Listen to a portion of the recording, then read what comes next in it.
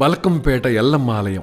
హైదరాబాద్లోని బల్కంపేట ఎల్లమ్మ ఆలయాన్ని సందర్శిస్తే అష్టాదశ శక్తిపీఠాల్ని దర్శించుకున్నంత ఫలమని చెబుతారు. ముగ్గురమ్మల మూలపుటమ్మ, సృష్టిలోని ఎల్ల జీవులకు అమ్మ ఎల్లమ్మ, చల్లని తల్లి బల్కంపేట ఎల్లమ్మ.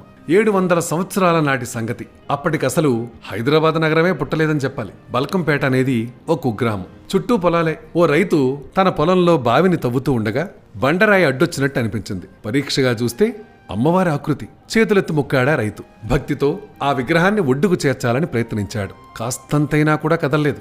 ఊళ్ళోకెళ్లి జనాన్ని తీసుకొచ్చాడు. తలో చెయ్యి వేశారు. అయినా లాభం లేకపోయింది. శివసత్తులను పిలిపించారు. శివసత్తులంటే పరమశివుడి ఆరాధకులు. శైవ సాంప్రదాయంలో వీరికి చాలా ప్రాధాన్యం ఉంది. ఇక్కడి నుంచే పూజలు అందుకోవాలన్నది అమ్మవారి అభిష్టం కావచ్చు. దైవ నిర్ణయాన్ని కాదనడానికి మనం ఎవరం అసలు? సలహా ఇచ్చారు శివసత్తులు. అమ్మవారిని రేణుకాంబగా గుర్తించింది వీళ్లే. మూల విరాట్టు బావి